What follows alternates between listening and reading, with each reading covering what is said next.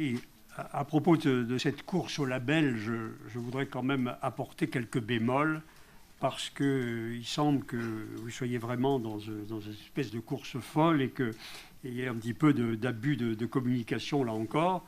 Je rappelle que déjà, vous aviez dans les années, c'est 2017, c'est pas si vieux que ça, vous aviez annoncé que vous aviez reçu le label des cités citoyennes, et avec un communiqué vous félicitant de ce label que vous n'aviez pas reçu.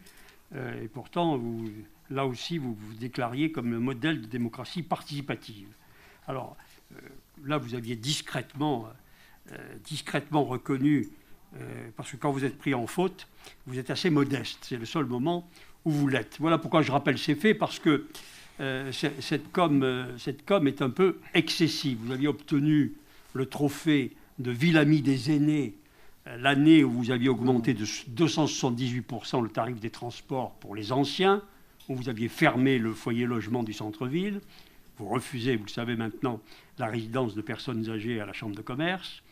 Vous aviez signé la charte sur l'accessibilité des femmes aux responsabilités à peu près au même moment où vous licenciez la seule directrice femme d'une SEM qui était Madame Valérie Doré, à laquelle vous n'aviez rien à reprocher professionnellement, sauf que vous vouliez mettre à sa place Pierre Kermen, le candidat des Verts au municipal. Et puis, je crois que vous êtes donc un petit peu dans une course qui me paraît excessive. Et maintenant, vous appelez les Grenoblois à croiser les doigts comme si on concourait aux Jeux Olympiques pour le label de capitale verte. Mais en regardant d'un peu plus près, ce n'est pas un label qui a fait courir beaucoup de monde dans les villes qui concourent, alors que la question écologique est au cœur des préoccupations des villes, est au cœur des préoccupations des citoyens. Cette opération semble pour l'instant un peu bureaucratique, assez confidentielle, et votre présentation grandiloquente sur les engagements à remplir, notamment les 3 événements internationaux, s'il y a la délibération, 3 événements européens, me laisse un peu sceptique. Moi, je n'ai pas vu que des villes comme Nijmegen, c'est une ville des Pays-Bas qui a obtenu ce prix en 2018, soit sortie de l'anonymat grâce à son prix et à ses événements internationaux.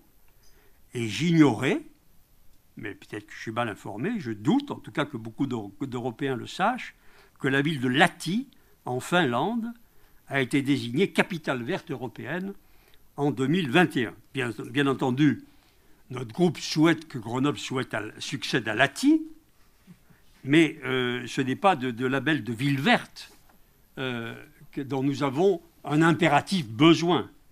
Nous avons besoin d'être une ville verte. Et ça, il faudrait que vous le vouliez et que vous le fassiez. C'est-à-dire que vous stoppiez la densification, voire la bétonisation intensive que vous poursuivez parce que vous créez de toutes pièces des îlots de chaleur, vous refusez tout espace de respiration dont les Grenoblois ont un impératif besoin, avec le réchauffement climatique et bien sûr la situation particulière de la ville, en particulier l'été. Et là, je voudrais quand même, au moment où nous posons notre candidature, où nous la confirmons, apporter des éléments factuels. En 2014, au moment de votre élection, vous aviez regretté que Grenoble ne compte plus que 14 mètres carrés d'espace vert par habitant dans les grandes villes. L'UNEP nous a classés, qui a publié un palmarès des villes vertes et qui nous place en lanterne rouge des espaces verts, juge que la moyenne des espaces verts des grandes villes est de 48 mètres carrés par habitant. Je ne sais pas où est la vérité, mais en tout cas, nous étions à 14 mètres carrés en 2014 quand vous êtes arrivés.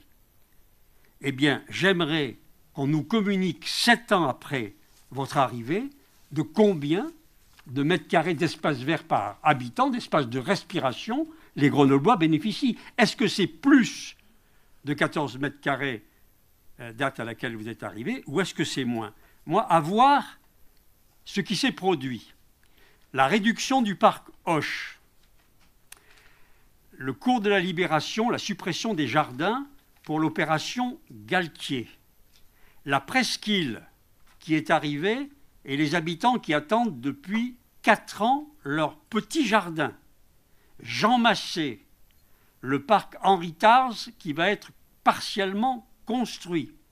Flaubert, de l'ordre de 2000 logements attendus, 100 parcs nouveaux.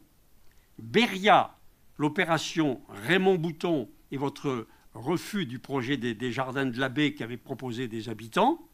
Il y a eu des arbres abattus inutilement. Je ne parle pas des arbres abattus obligatoirement, mais inutilement. Piscine Jambron, place de la Gare, place Victor Hugo, square Silvestri.